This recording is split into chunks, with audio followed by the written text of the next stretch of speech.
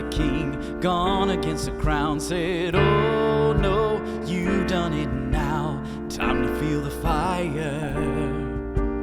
Rumors spreading around, how could you think he would stay down? Said, rumors spreading around, nothing but a liar. Get on out of here, get on up and leave. Ain't no devil gonna tread on me. He's choking on the blood that ran down the tree. Ain't no devil gonna tread on me.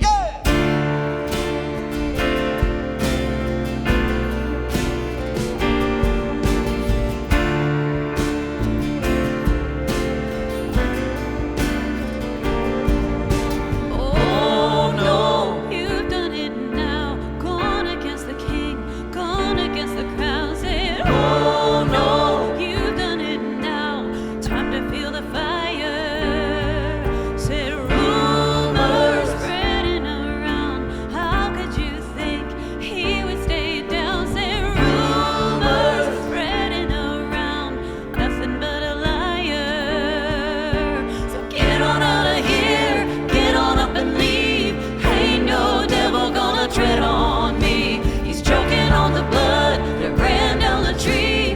Ain't no devil gonna tread on me.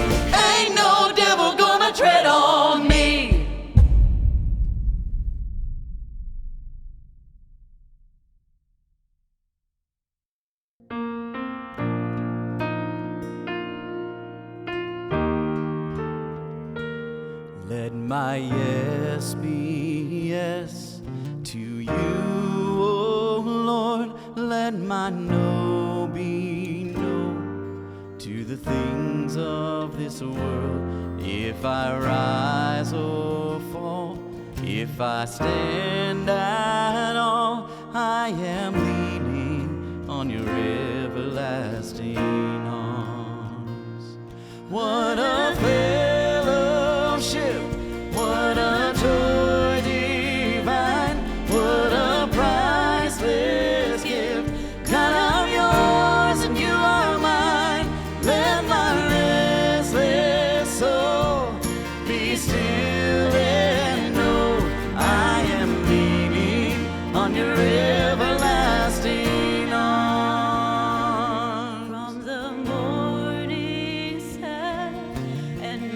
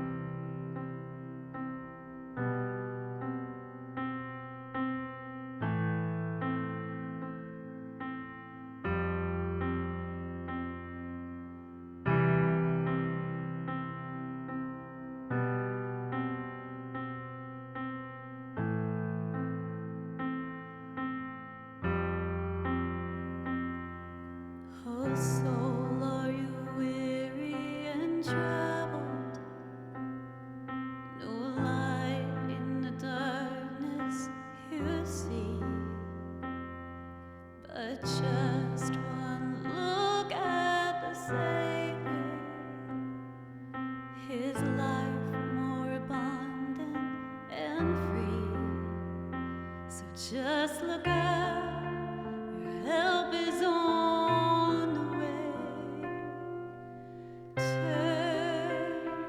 Turn your eyes upon Jesus.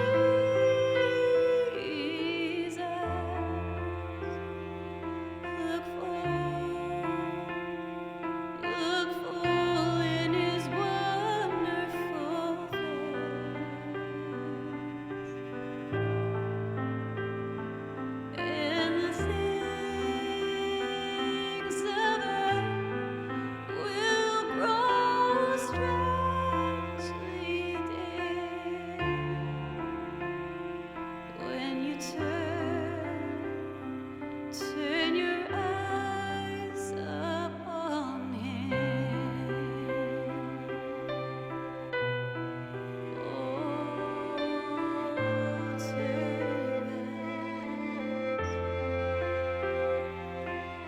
His word forever unfailing, His promise an anchor to hold. Here in the midst of your sorrow, His presence is healing your soul. So just look up, your help is on the way. Turn your eyes upon Jesus.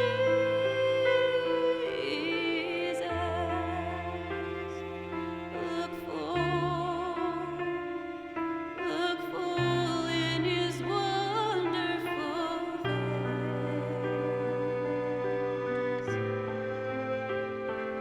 and the things of earth will grow strangely dim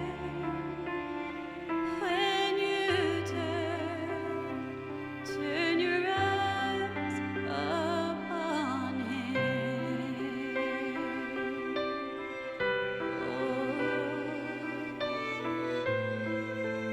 Turn your eyes to Jesus. Just look up. Just look up. Turn your eyes. In the light of His glory and grace, there is freedom, healing, filling this place. In the light of His glory and grace, there is freedom, healing, filling this place. In the light of His glory and grace, there's revival. It's stirring, shaking this place. Oh, in the light of His glory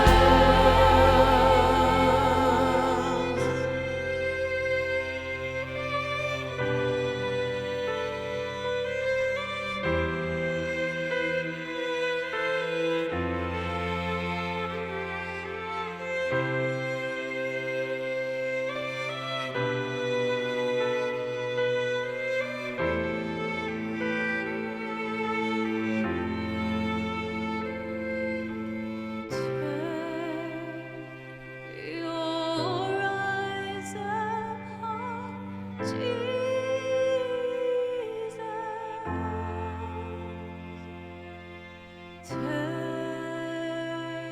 your eyes upon Jesus.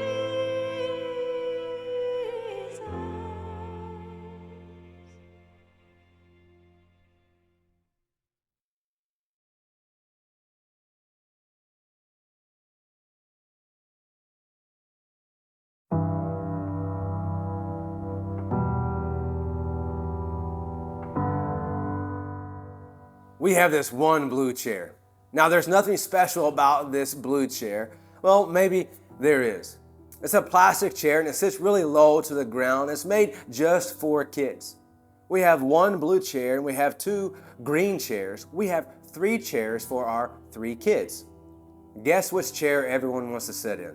The blue chair. Why? I don't necessarily think they want to sit in the blue chair because they like the color blue more than the color green. They all want to sit in the blue chair because there is only one blue chair. Only one person can sit in this seat. We've had to make a schedule for who gets to sit in this blue chair. On Monday, this kid gets to sit in it. On Tuesday, the next kid, and so on.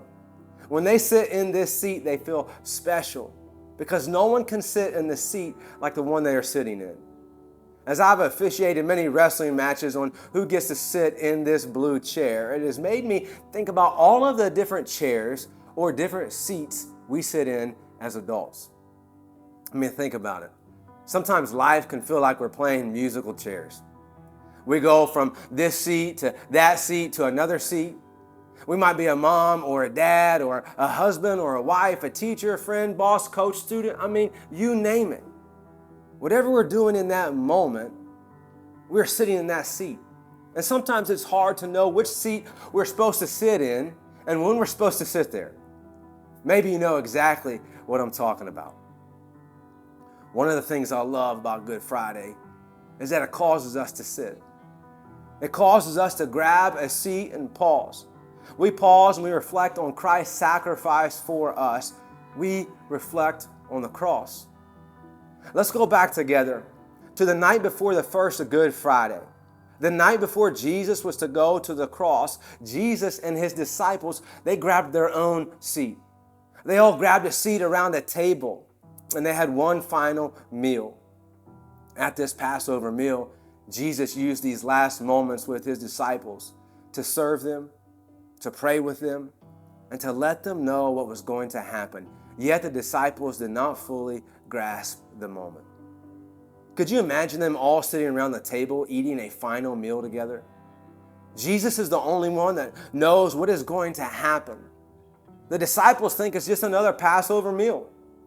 I'm sure they told fishing stories, laughed a little bit, and ate until their bellies were full. I mean, some of them got so full that they couldn't stay awake.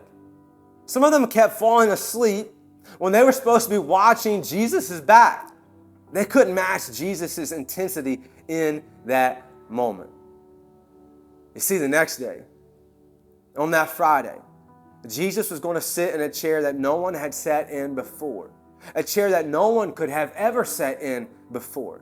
Only one person could sit in this seat. Even more so, Jesus was going to become the seat. On that first Good Friday, Jesus became what was known as the mercy seat. In the Old Testament, God's people had a tabernacle. Later, they had a temple, but when this seat was first introduced, it was in the tabernacle. It was a very large tent. This tent had 2 rooms. The first room was a large room, and it was called the holy place. In this holy place, the priests would make offerings and prayers to God. And then just outside the tabernacle was an altar where the people would offer sacrifices to God for their sins. The priests would make sacrifices here on a frequent basis. But on one day each year, the priests would go into the second room, a much smaller room in the tabernacle. This room was called the most holy place. And this one day was called the Day of Atonement. On this day, the priest would offer a sacrifice for the whole community. It would be a yearly sacrifice to cover the sins of the people. And in this room, the most holy place, was the Ark of the Covenant. The Ark of the Covenant was a small box that represented God's covenant with his people, and it housed a few items, one of them being the Ten Commandments. The cover or the lid of the ark was called the mercy seat. It was a golden lid that sat on top of the ark. When the priest would go into the most holy place on the Day of Atonement, he would sprinkle blood from the sacrifice on this golden lid. There are three important things that happened on this mercy seat. One, it was a place of God's holy presence. God's presence would dwell on this seat. Two, it was a place where God spoke.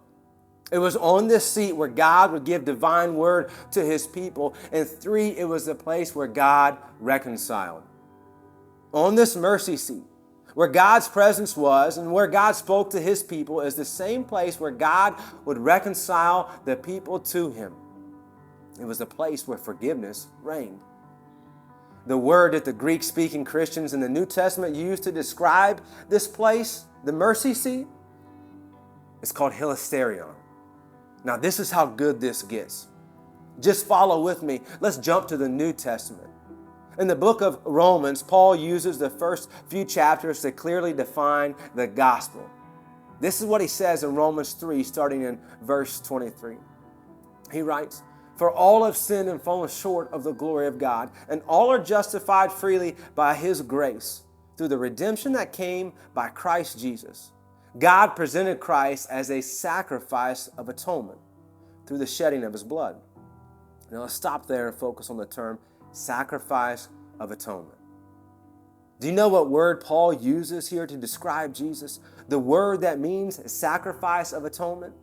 He uses the term hilasterion. The same word to describe Jesus as the sacrifice of the atonement is the same word used to describe the mercy seat in the Old Testament. Let's let that sink in for a moment. On this Good Friday, let's rest on this. Jesus became the mercy seat for us. The same three things happened in Jesus as they did in the tabernacle. Jesus is God's presence. The teachings of Jesus is God's divine word, and the cross is the place where God reconciles. In a world where we feel like we're playing musical chairs, Jesus takes the seat that none of us could. He went to the cross to become the mercy seat, the hilasterion, the sacrifice of atonement on our behalf so that we can experience peace, so that we can experience grace, so that we can have life. Only one person can sit in this seat, and that person is Jesus. On this Good Friday, we pause and we reflect on what Jesus went through on our behalf by the breaking of his body and by the shedding of his blood so that we could ultimately be forgiven. You see, we all choose seats, and Jesus chose to sit in our place.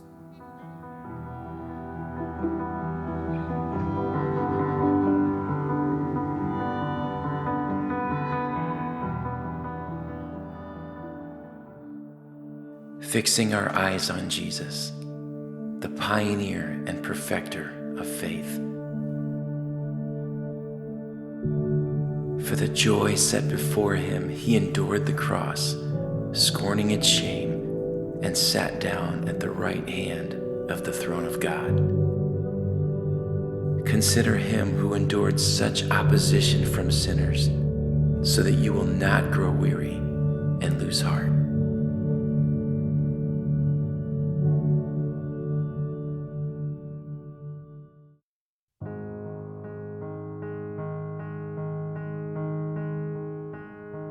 Every time I try to make it on my own, every time I try to stand and start to fall, all those lonely roads that I've traveled on, there was Jesus. When the life I built came crashing to the ground, when the friends I had were nowhere to be found, I couldn't see it then, but I can see it now. There was Jesus. In the waiting, in the searching, in the healing and the hurting, like a blessing buried in the broken pieces. Every minute, every moment, where I've been and where I'm going, even when I didn't know it or couldn't see it, there was Jesus. For this man who needs amazing kind of grace, for forgiveness at a price I couldn't pay. I'm not perfect, so I thank God every day. There was Jesus. There was Jesus. In the waiting, in the searching, in the healing and the hurting, like a blessing buried in the broken pieces.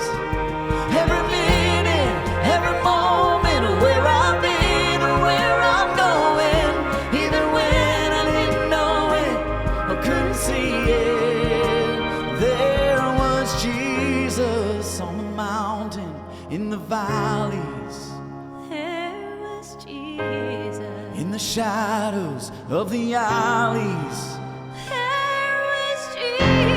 in the fire.